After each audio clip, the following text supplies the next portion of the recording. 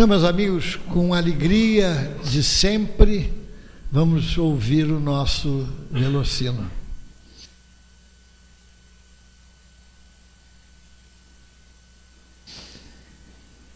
Uma boa noite, queridas amigas, amigos.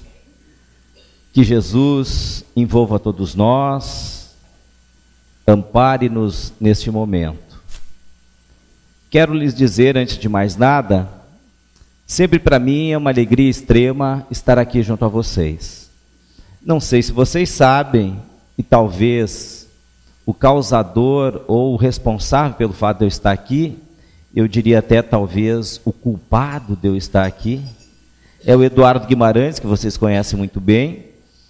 O Eduardo, nós tivemos a oportunidade de conhecê-lo em Porto Alegre, numa das suas várias tarefas lá pelo Sul, e a nossa amizade foi se estreitando. Na realidade, percebemos hoje que somos almas amigas, tanto quanto de tantos vocês aqui, e estamos nos reencontrando. São essas pedras que rolam pelo caminho, tomam determinados cursos diversos e voltam a se encontrar. Pois nessa oportunidade de reencontro com o Eduardo, ele nos referiu sobre a casa de Eurípides, aqui no Rio de Janeiro, e com o tempo dizia ele que fazia questão que nós viéssemos conhecê-los, que tivéssemos a oportunidade de estar aqui conversando sobre Jesus, conversando sobre a doutrina espírita. Ele então abriu a mim uma oportunidade que até então insondável para minha alma, de reencontrar tantas pessoas queridas, tantos corações amados, tantas almas de minha alma. São pessoas queridas que carrego no meu peito. E o Eduardo foi o responsável por este reencontro. De lá para cá, então, praticamente tenho vindo quase todos os anos, que tem de forma amorosa esta casa cedido o púlpito, para que eu, na minha simplicidade, na minha limitação, possa trazer aquilo que venha a todos nós, acalentar nossas almas, estimular nossos ânimos, para que continuemos avante na nossa jornada, que não é fácil, que é uma jornada de determinados percalços, a gente muitas vezes cambaleia, mas nós estamos aqui uns aos outros nos ajudando. Estamos num grande processo de recuperação de nossas almas, mas em determinados momentos, alguns são acometidos das suas próprias enfermidades e precisam de uma ajuda maior. De pronto, quando estão restabelecidas, ajudam a que aquelas outras que passam também por momentos difíceis se reerguerem. É o nosso querido hospital. Nós, às vezes, um pouco melhor, ajudamos a colocar o xarope na boca de alguém, mas amanhã será este alguém que vai nos ajudar a levantar, colocar uma colher de um alimento para nós. E aqui fizemos tantos amigos, relembramos tanta gente. E hoje não teríamos como deixar de lembrar do nosso querido Gilson, que embora tantos outros trabalhadores tenham aqui passado, mas eu não tive a oportunidade de conhecê-los.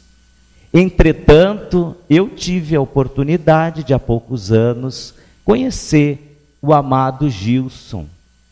E às vezes isso nos dá uma certa falta. Às vezes a gente sente falta. Mas eu lembro Carlos Drummond de Andrade, por muito tempo achei que a ausência era falta. E lastimava ignorante a falta. Hoje não a lastimo mais, porque não há falta na ausência. A ausência é um estar em mim. Por isso canto, danço e faço exclamações alegres, porque a ausência assimilada, ninguém a rouba de mim. A ausência assimilada, ninguém a rouba da gente. É o carinho, é a lembrança, é o afeto, são os momentos que nós assimilamos e que ninguém tira de nós. E que nessas horas, pela lembrança, a gente traz o amigo por perto. E ele está conosco sempre que o lembrarmos. A vida prossegue. e nós nos ajudamos. Esta casa completa 52 anos.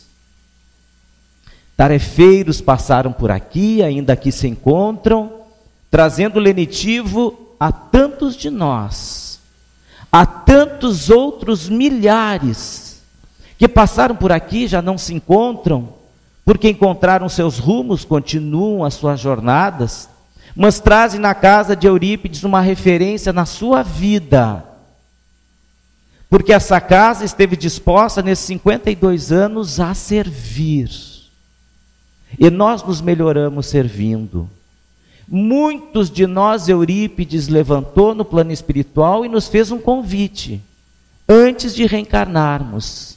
Meu querido, queres de uma vez por todas curar das tuas chagas, das tuas dores, das tuas feridas?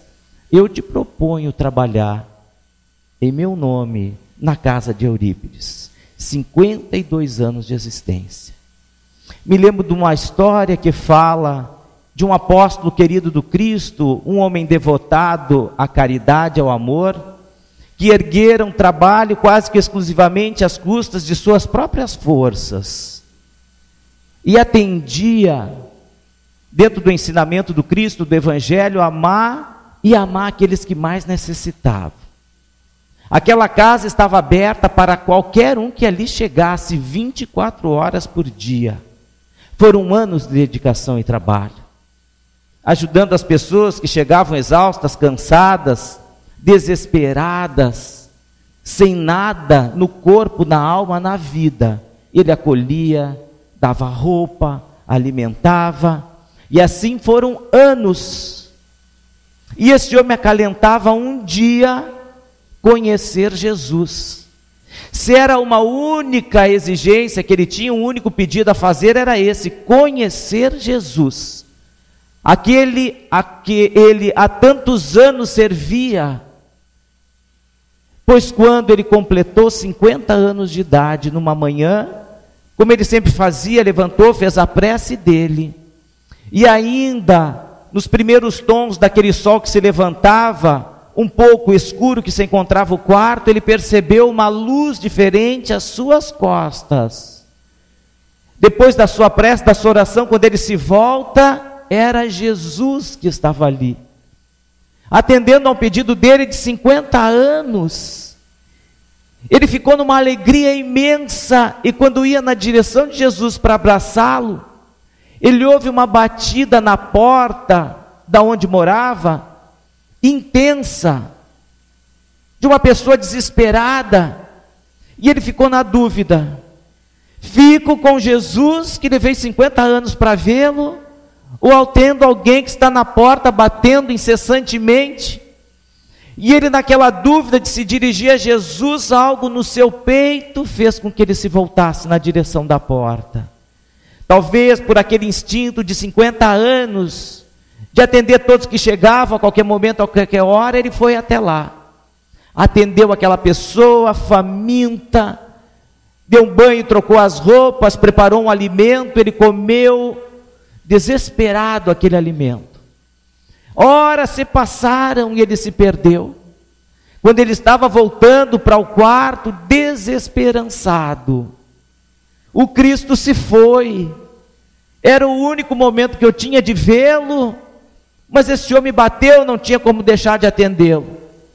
E ao retornar para o quarto, qual é a surpresa dele? Jesus estava aguardando com um sorriso e disse a ele: se tu tivesses ficado, eu teria ido embora. Como tu foste atender aquele homem, eu fiquei. Esta casa, 52 anos, atendendo a quem bate. Jesus espera por nós. Todos nós temos a nossa estrada, o nosso momento decisivo nas nossas vidas. de escolher seguir a Jesus. É uma questão de tempo, mas todos nós somos predestinados à luz, e a luz nos atrai. E eu gostaria de lembrar esta noite a história de um outro apóstolo de Jesus, que começou como tantos outros a persegui-lo. Esse apóstolo não entendia a mensagem de Jesus, mas sim a letra dura da lei mosaica. Perseguia até mesmo aqueles primeiros cristãos do momento, daqueles instantes iniciais do cristianismo. Nós estamos falando de Saulo, que nascera na cidade de Tarso. E este Saulo era implacável na perseguição dos cristãos. Quem chegava, via neles alguém que corrompia a mensagem de Moisés, que corrompia a tradição judaica, e que não mereciam, até mesmo aqueles que se diziam judeus, propalar uma ideia que tinha fundamentos e filosofias que a visão desse jovem tarsense rompia por completo as tradições mais caras judaicas. Ele fazia parte daquela classe dos fariseus que era extremamente duro na interpretação da lei, e que até então não entenderam a mensagem de amor de Jesus, porque aquela mensagem era de alguém que via trazer luz para a humanidade. Não era alguém que iria fazer uma diferença na história do povo judeu, mas iria fazer a diferença na história da humanidade. E porque ele não conseguira enxergar tão longe a mensagem de Jesus, perseguia aqueles que adotavam esta mensagem. A tal ponto que o destino vai levando ele a sofrer a perda da sua noiva, por desgaste extremo, que vira o seu irmão Gesiel ser apedrejado pelo próprio Saulo de Tarso. Gesiel, irmão de Abigail, havia se separado dela, se tornado escravo. Depois ele se converte a um jovem cristão, a um novo cristão. E como cristão ele troca de nome, o nome dele passa a ser Estevão. E numa dessas perseguições de Saulo, aos primeiros cristãos, ele torna Estevão cativo, e através de determinadas acusações que ele via que ele tinha rompido com a lei, foi fazer aquilo que a lei exigia, a morte, a execução por apedrejamento. E ele convida a sua noiva Abigail para fazer parte daquela cena, naquela manhã da execução da lei. Ela não sabia quem era a pessoa que iria ser vitimada naquela manhã. E ao chegar lá no momento, já viu o desfecho daquele quadro trágico. As pedras sendo lançadas na direção de Estevão lhe tiraram a vitalidade, o homem estava desencarnando, ensanguentado. O corpo colocado sobre uma mesa. Quando ela entra na sala, Abigail, ela olha e lembra. É o irmão que ela não via há anos e corre na direção dele. Gesiel, é tu, abraça. Saulo de Tarso, quando vê aquela cena, ele não entende aquilo. Mas que a noiva dele estava abraçando aquele homem, aquele cristão, mas quem era? Aquilo era Estevão. Não era Gesiel, porque ele sabia pelo nome. Mas ela começa a chorar e apresenta, e esse é meu irmão. E ele tinha sido o algoz do cunhado. E naquele momento, ele ainda com as forças que tinha, Estevão pergunta como ela estava, ela começa a contar e diz que estava noiva de Saulo de Tarso, e que queria casar com ele. Vocês imaginem então a cena, ele vendo a irmã, que mostra carinho e afeto, amor por aquele que tinha sido seu algoz. Talvez a posição de cada um de nós seria recriminar a união daqueles dois, pois Estevão pega a mão de Abigail, a mão de Paulo, e dizia que do fundo da sua alma abençoava aquela união. Se era vontade de Abigail casar-se com Saulo, em nome do Cristo e de Deus, que aquela união fosse feliz. Olha o desprendimento que a gente faz quando a gente se depara com situações bem menores do que esta? Se a gente tem um cunhado que nos pede uns R$500 emprestado, passam-se os dias, a promissória vence e o cunhado não paga. Vamos imaginar a cena. E os meses vão se passando e o cunhado nem toca no assunto, continua ainda no grupo de WhatsApp da família, lançando as brincadeirinhas e aquela coisa, a gente vai vendo aquilo vai dando um azedume na gente, uma gastura por dentro, e a gente vai dizer, mas é cara de pau. Vai nos churrascos da família, come a beça, dá um adeuzinho, sorri, e a gente diz, mas meu Deus, ele não toca no assunto, não vai pagar mesmo, e a gente já vai ficando com raiva dessa situação. Daí a pouco, se ele não sai do grupo da família, a gente sai. Eu não me permito ficar no mesmo espaço que ele, nem virtual, eu saio, e assim a gente vai, porque a gente não tolera isso. Agora imagine a situação, é o Saulo que apedrejou Estevão está morrendo, e a irmã dele diz, esse é meu noivo, eu amo ele, nós estamos fazendo planos de ficar junto e de casar, e Estevão abençoa esta união. Este jovem tarsense, Saulo de Tarso, ele começa a ser alfinetado nas suas convicções. São cenas que surgem na vida dele que rompe paradigmas de comportamento. Jamais ele se veria numa situação como essa tomar uma atitude como Estevão tomou. Como todos os cristãos iam para o sacrifício com a alma altiva, sem remorsos, sem dores, cantando hosana. Mas quem era aquele nazareno que colocava na alma dessas pessoas tamanho esplendor? Ele ia sendo alfinetado nas suas convicções.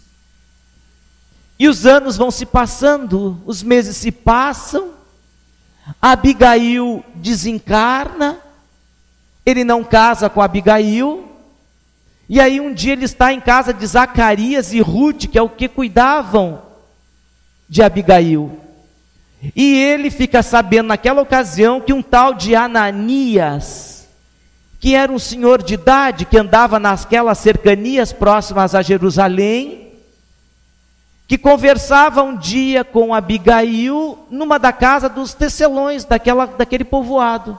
Abigail se encantou com aquele cidadão, e aquele cidadão entregou para ela alguns papiros, que diziam respeito aos ensinamentos daquele Jesus de Nazaré.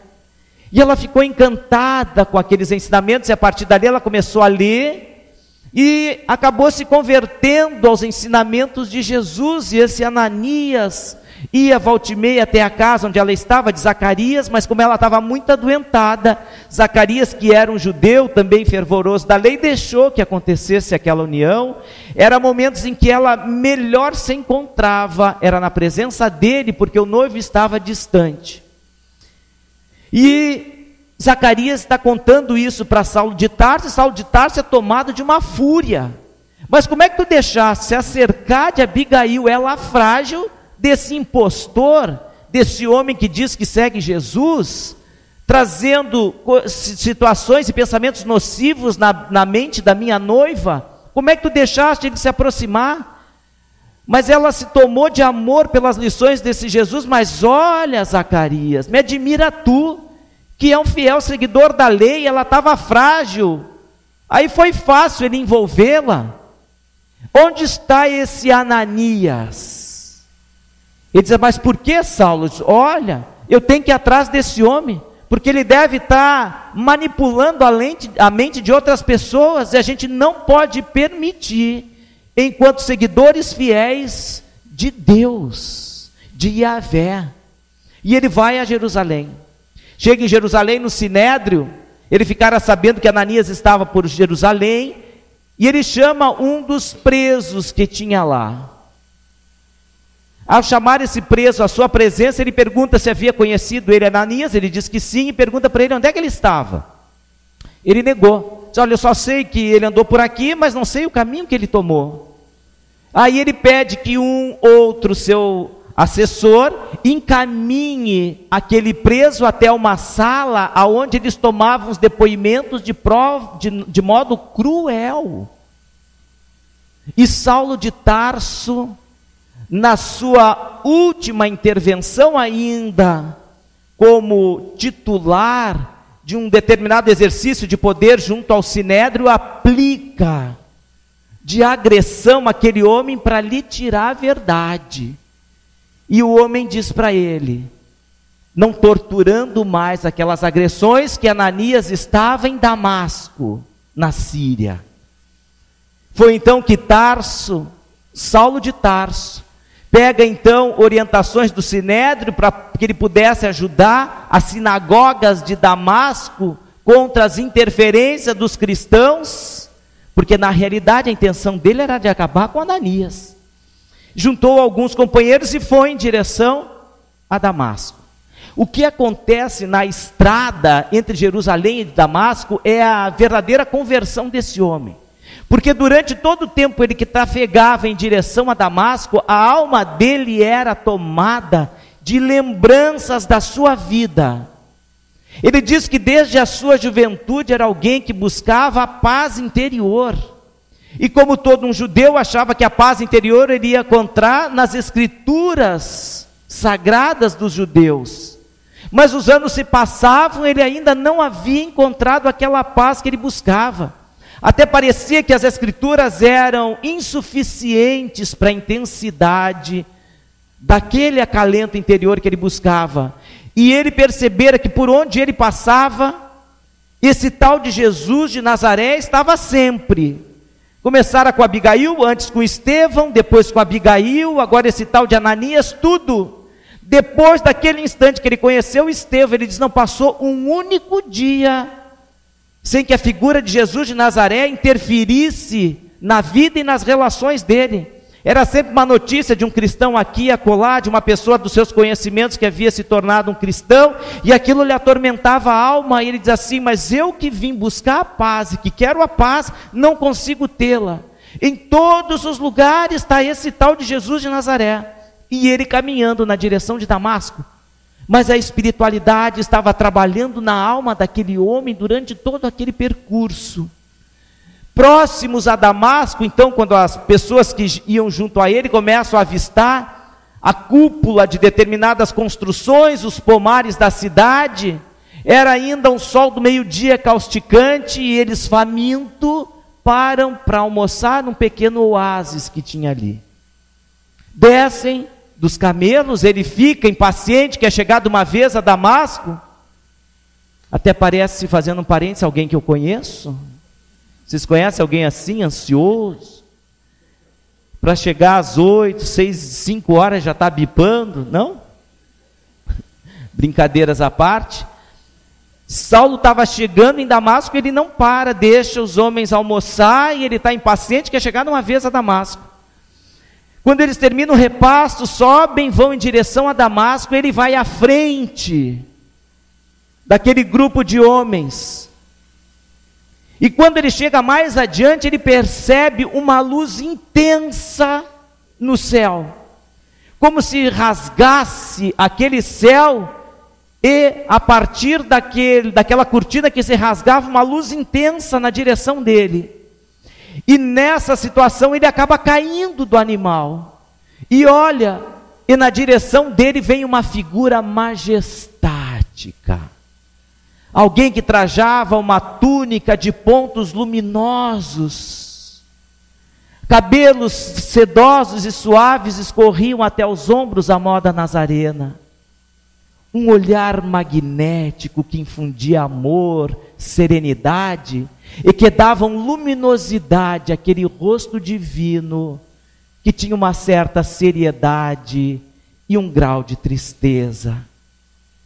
Diante daquela figura, diante da altivez dos planos que veio aquele homem, ele no chão pergunta: mas quem és tu? Saulo, Saulo, diz a voz, por que tanto me persegues? Eu sou Jesus. E Saulo de Tarso, então envolvido naquele ambiente, sente naquela hora a paz que tanto buscara. O conforto da alma que a vida inteira ele lutara para ter, e encontrava naquela figura, naquele homem. Ele se transforma naturalmente naquela hora, porque percebe a grandiosidade daquele ser. E olha o que acontece, ele se converte completamente. E dentro daqueles pensamentos, Jesus dizia para ele: Saulo, não resistas a esta situação. Não resista, Saulo. E ele então, por derradeiro, diz a Jesus: Senhor, que queres que eu faça? Olha a conversão desse homem, de um perseguidor implacável dos cristãos e da doutrina de Jesus, agora, reconhecendo a majestade daquele ser, ele se prostra de joelho e diz assim: Senhor, o que queres que eu faça? É uma conversão da alma. Saulo nos ensina muita coisa nesse momento. Ele nos ensina a questão do desapego. Porque todos aqueles anos, o convencimento que ele tinha sobre o entendimento da lei, ele agora se desapega. Agora, dali para frente, ele começa a viver a vida de Jesus, a vida do Cristo. Senhor, o que queres que eu faça? Ele se desapega das suas convicções, porque reconhecera o Espírito Divino do Cristo. O que queres que eu faça? É um desapego, é a gente compreender que a vida é feita de impermanências. Ninguém tem a vida nas suas mãos. Quem de nós detém a vida nas mãos? Então a vida vai ser do jeito que eu quero. Ninguém de nós. Ninguém de nós. Saulo reconhece essa situação de que a vida é impermanente. Nada está sob o nosso controle. Nós vivemos sobre os influxos da providência divina. Ela é que nos conduz da melhor maneira para o nosso crescimento. E às vezes a gente se revolta com as situações que vão acontecendo na vida, porque nós não nos entregamos a ela. Senhor, o que queres que eu faça? Senhor, eu estou aqui, o que queres que eu faça? Senhor, eu gostaria que me acontecesse tal coisa, mas não aconteceu, muito bem, tá? Tu mudaste nessa direção. O que queres que eu faça? A vida é esta impermanência. Nem as pessoas que a gente ama, gosta, permanecem conosco, ao nosso lado, sempre quando a gente quer. Chega um momento em que o Cristo começa a chamar um outro, enfim. A vida é esta impermanência. E esta figura, o exemplo de Paulo nos mostra isso, que nós devemos estar de acordo com a lei. Assim como os animais que entendem essa providência divina, que quando um pássaro está lá fazendo o ninho dele, dali a pouco bate uma tempestade, acaba com o ninho desse pássaro, ele está no outro dia carregando de novo, galinho por galinho, para construir de novo um outro ninho. Ele não vai tomar Rivotril. Derrubou meu ninho. Ele vai construir de novo. Senhor, que queres que eu faça?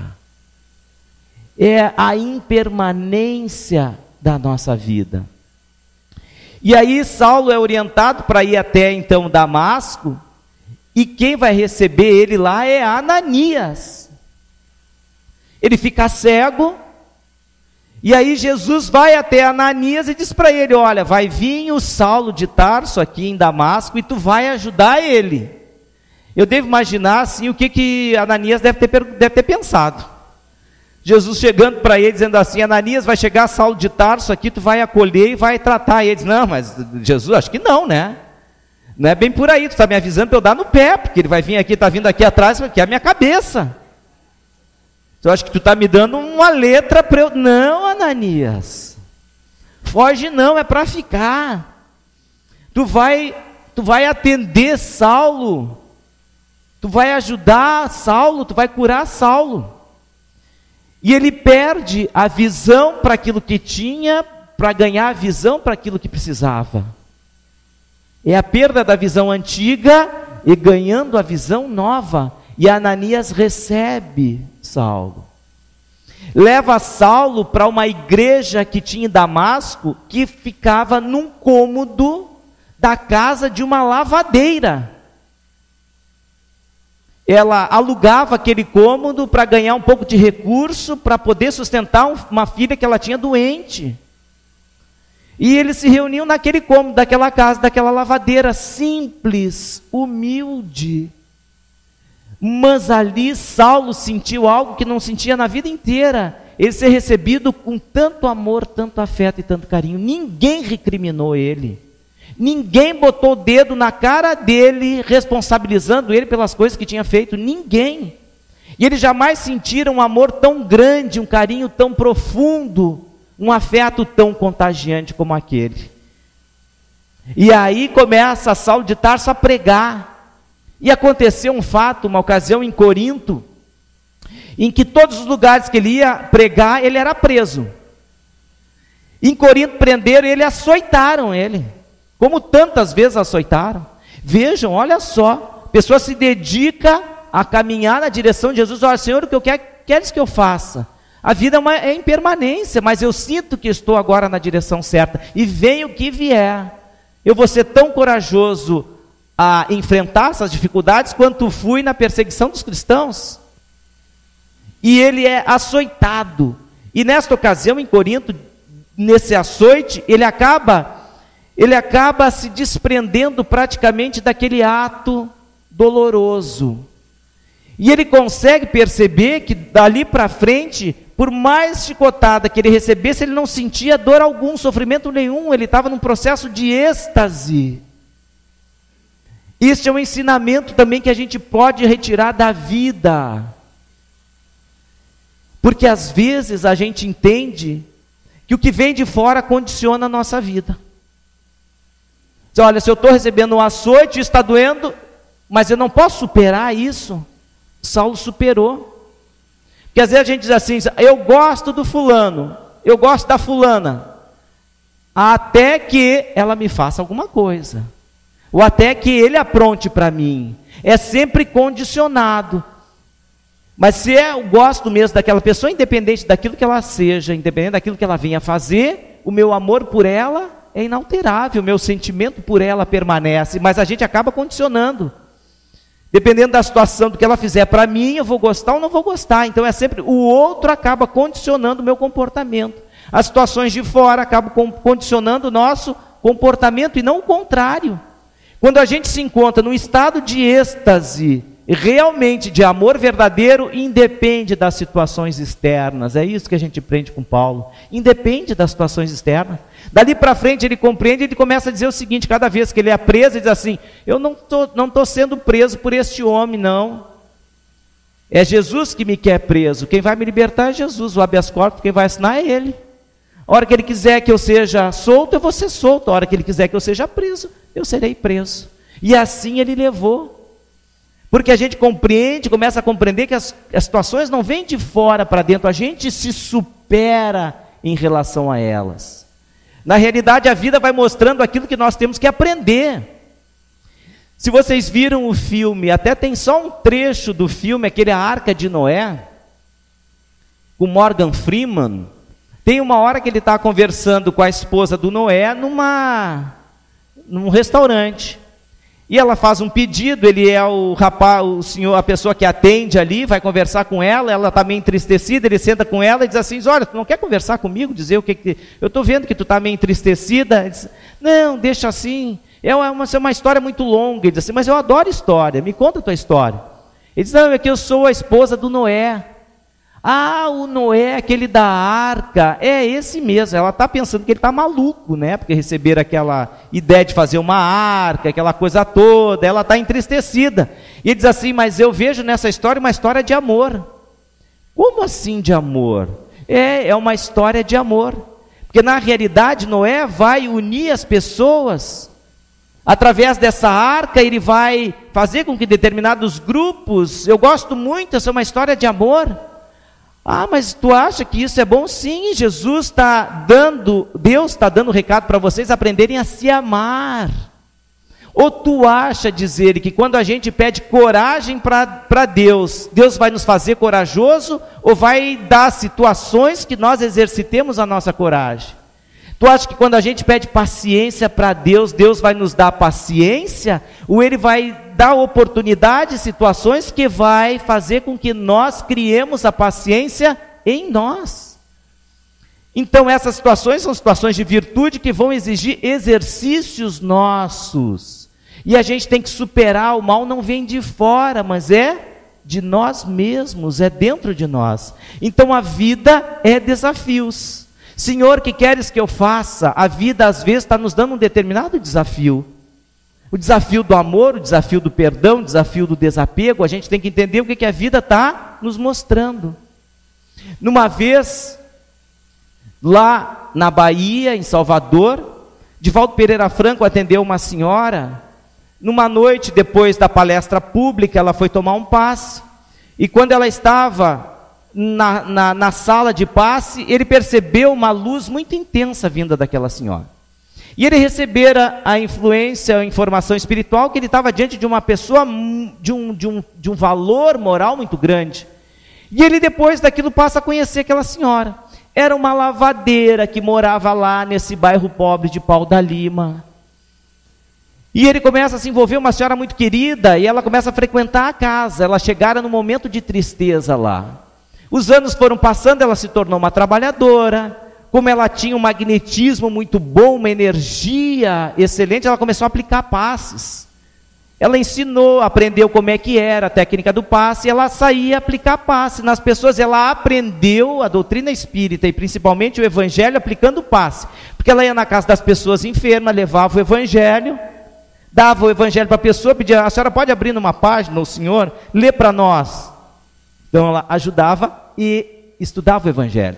Às vezes ela chegava na casa de alguém, dizia assim, lê para nós o evangelho, a pessoa dizia assim, olha, eu não sei ler. Ela pegava o evangelho de volta, então hoje Jesus não quer que a gente estude, vamos logo para o passe. Ela também não sabia ler, e assim foi indo. E ela acabou compreendendo, estudando o evangelho e fazendo bem. Os anos se passaram e chegou um determinado momento que ela não estava mais vindo até a casa espírita. Divaldo quis saber o que era. Foi até a casa dela, ela estava muito mal, doente, acamada. Uma casa muito simples, 2 cômodos apenas, de madeira, num lugar de difícil acesso, esgoto a céu aberto. E ela estava lá, sozinha. E ele percebera que não tinha ninguém cuidando dela, filho, parente, nada, apenas amigos da volta que atendiam assim que podiam, da forma que podiam atendê-la. E nos dias que Divaldo foi indo, daqui a pouco ele ficou conhecendo um pouco da história dela. E ela talvez já sentindo o momento final dela retornar à espiritualidade, ela naquela tarde conta para ele a sua história, que era uma história difícil, que era uma história em que Jesus havia dado oportunidade dela desenvolver o seu verdadeiro amor.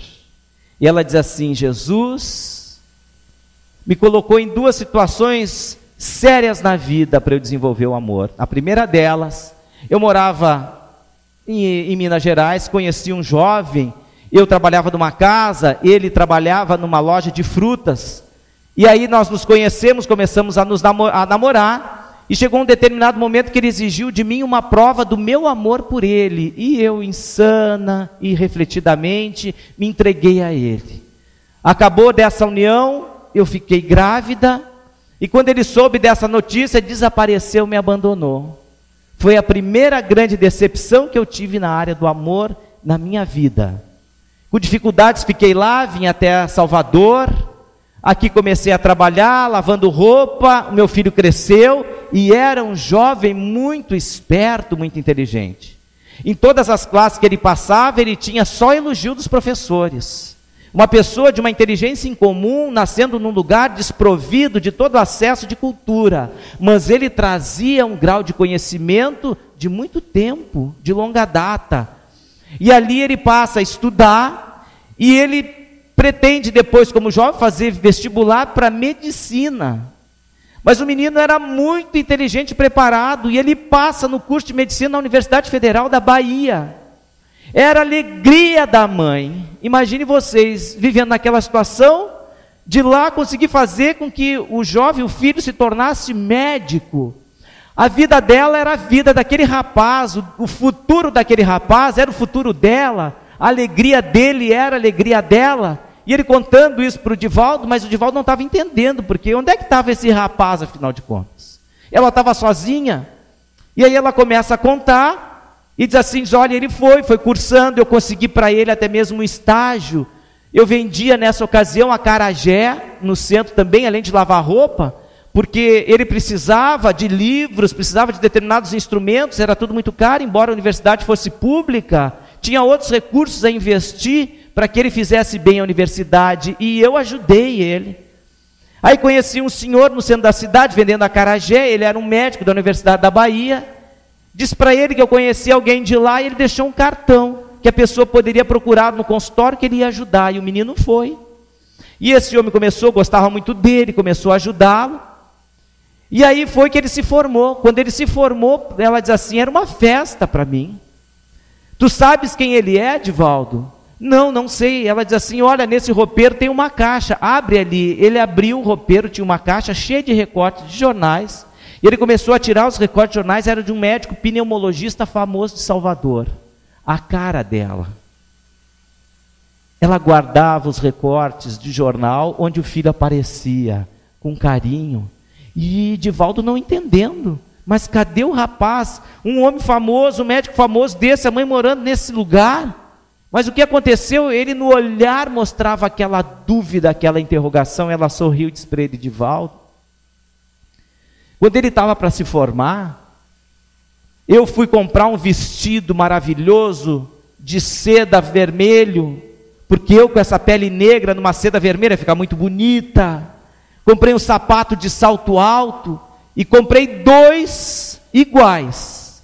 Um para treinar a caminhar com salto alto, porque eu sou acostumado a andar de pé de chão, o chinelo de dentro me conhece muito bem. Então eu ficava em casa treinando, esperando o dia, para não fazer feio no baile de formatura do meu filho.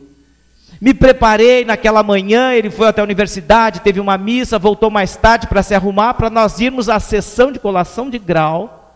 Ao baile de formatura, era o êxtase da minha vida, o coroamento talvez daquela vida, daquela existência de tanta luta, de tanto sacrifício, de tanta dor.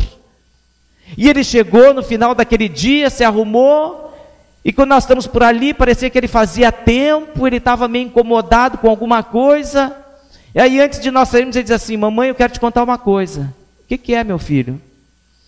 Mamãe, sabe aquele homem que tu não conseguisse o estágio lá no consultório? Sei.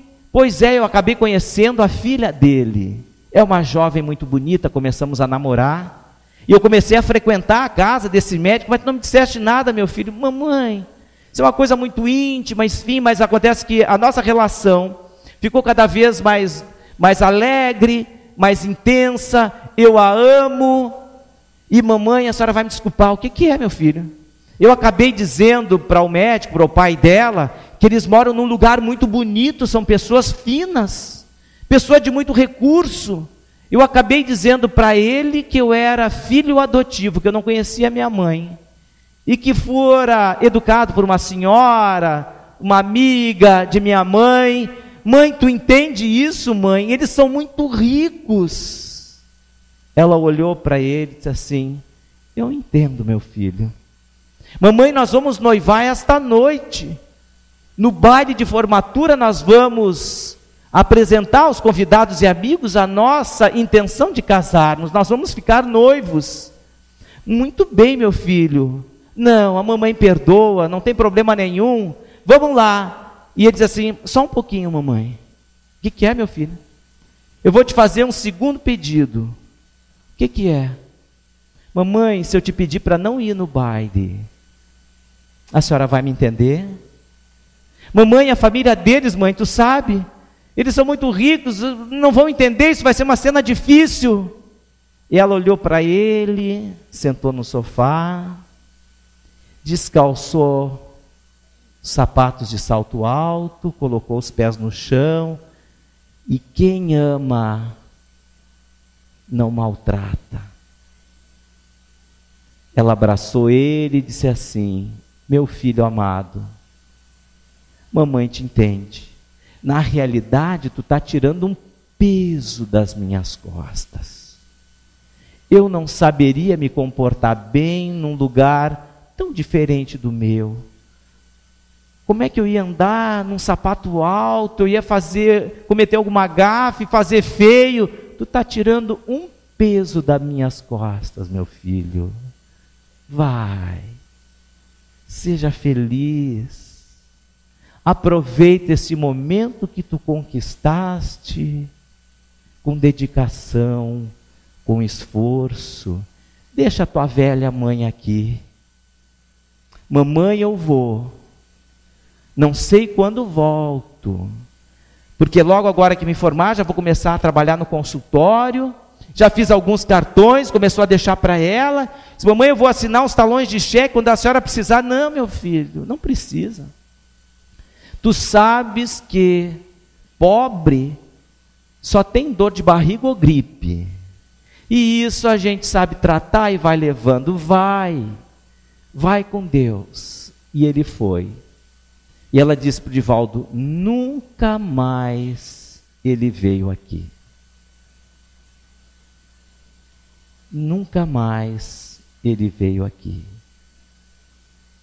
Mas eu sei que quando eu morrer, ele vai te procurar.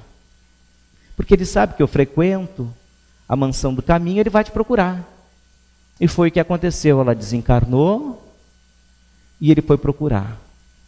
Mas orgulhoso, quando chegou lá na mansão do caminho e falou com o Divaldo, ele não disse que era filho dela. Ele chegou perto do Divaldo, bem arrumado, ele reconheceu pelas fotos que vira do jornal. Ele diz assim: Divaldo, o senhor é o Divaldo? Sou eu. Pois é, eu soube que a fulana de tal faleceu, é isso? Sim. Eu sou um parente distante dela, ela não deixou dito alguma coisa, não? Disse: olha, depende, meu filho, ela deixou, mas só para as pessoas mais perto. Aí ele judiou. Aí o Divaldo judiou. Ah, mas eu sou parente. Sim, mas acontece que tem pessoas que são amigos, são mais próximos do que parentes, do que tu possa imaginar. Então ela deixou dito sim, mas só para algumas pessoas, só para aqueles que são realmente muito próximos dela. O senhor disse que é um parente distante, para o senhor ela não deixou dito nada, judiou dele. Ele pegou orgulhoso, deu as costas e foi embora. E pensou, Divaldo, ele vai voltar. Voltou. Passado alguns dias, ele voltou, baixou o tupete, chegou lá, abraçou o Divaldo: o senhor está lembrado de mim? Claro, estou lembrado sim. Pois é, Divaldo, eu sou filho da fulana de tal. E o Divaldo olhou para ele: eu já sabia. A mamãe deixou alguma coisa dita para mim? Quando ele chegou ali, a mãe estava do lado. Abraçou ele com carinho e ternura. Olhou para Divaldo e disse assim: diga a ele que eu o amo muito. Divaldo olhou para aquele homem e disse assim: o senhor teve a sorte de ser filho da pessoa mais digna que eu conheci na face da terra. Ela está aqui lhe dizendo que o ama muito. Deixou esse recado para o senhor. Mas eu vou lhe dizer alguma coisa agora, recado meu. Agora o recado é meu. Procura ser para os teus filhos aquilo que a mãe foi para ti. O exemplo que tu tiveste em casa, de dedicação, de amor verdadeiro, para que coisa pior não venha acontecer contigo amanhã ou depois. É o amor, o exercício do amor, que a vida nos apresenta, às vezes, nas mais variadas, inusitadas situações. Mas é a necessidade de nós exercitarmos o amor. Às vezes, tantas coisas difíceis acontecem conosco, encaminhando-nos lentamente para o caminho que a gente deve ir. A gente vem encontrar consolação, carinho, esclarecimento aqui, em tantos e tantos outros centros espíritas também espalhados no Brasil e todas as outras casas, de mais variadas denominações religiosas, mas que falam a linguagem de Jesus e que vão encontrar acolhimento verdadeiro quando todas vibrarem na direção do Cristo. E quantos de nós, através do sofrimento, nos reerguemos? Quando nós exercitamos o amor, como está aqui, modo de fazer. Quando a gente aprende a fazer e exercitar o amor, a nossa vida vai modificando-se também. A nossa estrada de Damasco nós reencontramos para mudar. Senhor, que queres que eu faça? Às vezes a gente está com situações difíceis, às vezes até uma dor fantasma que a gente não sabe o que é. Passa pelos médicos, tratamentos, não sabe o que é, e a gente vai na casa espírita. Aí toma um passe, conversa e começa a trabalhar no bem, aquela dor desaparece. Por quê? Porque às vezes é aquele nosso amigo espiritual, um obsessor que a gente chama, mas alguém que está nos ajudando a nos encaminhar para o caminho certo. A gente quer se ver livre daquele sofrimento, e a gente sabe, vai aprender que a gente vai conseguir se livrar daquele sofrimento que nós demos causa no passado, agindo no bem daqui para frente.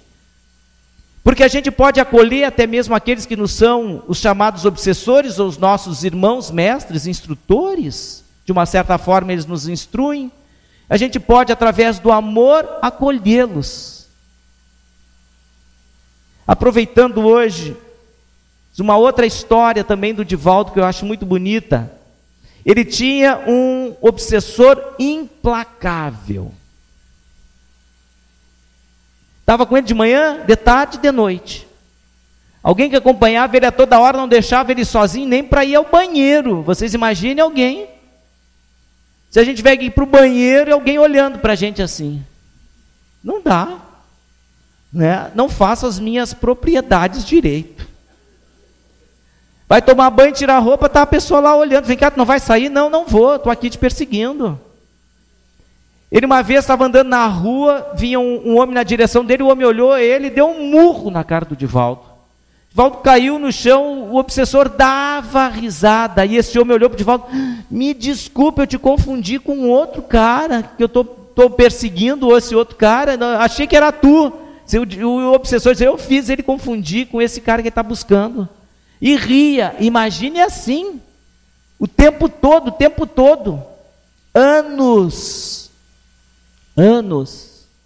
até que uma determinada noite na mansão do caminho, é chamado Divaldo, umas 3, 4 horas da manhã, haviam deixado uma criança na porta da mansão, e alguém bateu, ele foi lá, abriu e pegou aquela criança junto com alguns trabalhadores, aquela criança chorando, trocaram a roupa, botaram fralda, roupa nova, deram leite, acomodaram aquela criança. Já era umas 5:30 da manhã, já era hora dele acordar de novo. E ele cuidara daquela criança muito feinha, dizia o Divaldo, era muito feinha aquela criança, horrível, dizia ele. Mas ele olhou com carinho e tal, abraçou, envolveu, aquela criança acalmou, dormiu, ele está voltando para o quarto. Já era 5:30 da manhã, não ia dormir mais. Aí quando ele está subindo, ele diz que vê esse obsessor na escada, com a face já um pouco transfigurada, mas calmo, sereno, e ele percebeu bem, tinha lágrimas nos olhos. Disse, opa, o que houve? Quando ele está subindo, esse obsessor olha para ele e diz assim, Divaldo, tu vai amar essa criança aí? Ele disse, mas é claro que eu vou amar. Eu ainda não amo, porque eu estou conhecendo ela agora. Mas com o tempo eu vou amá-la tanto quanto amo todas as outras crianças. Mas tu me promete isso, Divaldo, que tu vai amá-la mesmo como as outras? Vou dedicar a ela todo o carinho que eu dedico a todas as crianças desse lar, e que tu me acompanha todos esses anos e sabe muito bem. Aí ele sentou, desabou a chorar, e disse assim: essa criança que está aí é a minha mãe querida que reencarnou. Se tu me prometes que vai amá-la, eu vou te deixar livre, nunca mais vou te atormentar. E desapareceu. Exercício do amor, do perdão, da caridade. É a nossa estrada de Damasco. Nós estamos aqui, meus queridos, nesses 52 anos do querido Eurípides Barçanufo, para a redenção definitiva das nossas horas. Não percamos tempo com atividades que vão muitas vezes nos desviar das atenções no trabalho do bem.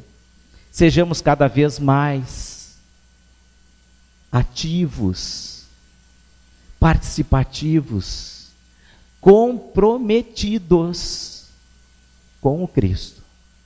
Tem um amigo lá no sul que brinca e faz a diferença entre o envolvido e o comprometido. Ele diz assim: eu vou dar o exemplo de um café da manhã. No café da manhã, a vaca está comprometida com o café da manhã.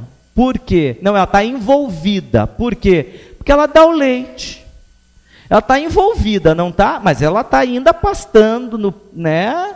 Normal, ela dá o leite, vão lá, tira o leite. Agora, o porco está comprometido. Está o presunto ali, não está? Ele teve que morrer para o presunto ali.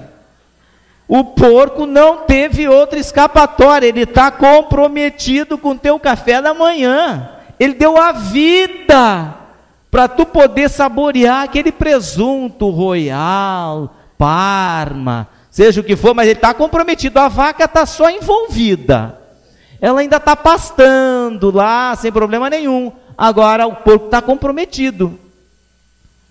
A gente tem que se perguntar: Senhor, quando a gente diz assim, quando Paulo diz assim, Senhor, o que queres que eu faça? É porque diz assim: eu estou comprometido com a causa. Não estou só envolvido, não. Eu estou comprometido.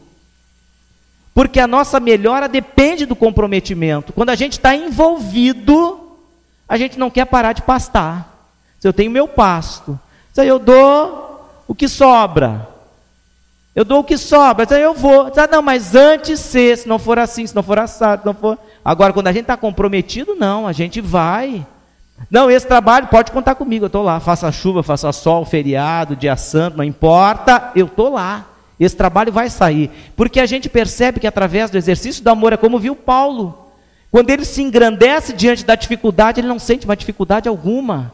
Não sente mais dor, não sente mais sofrimento, mas a gente só consegue entender isso quando a gente ultrapassa esse limite. E a gente tem tantos exemplos assim, como Eurípides é um exemplo, ultrapassou esse limite.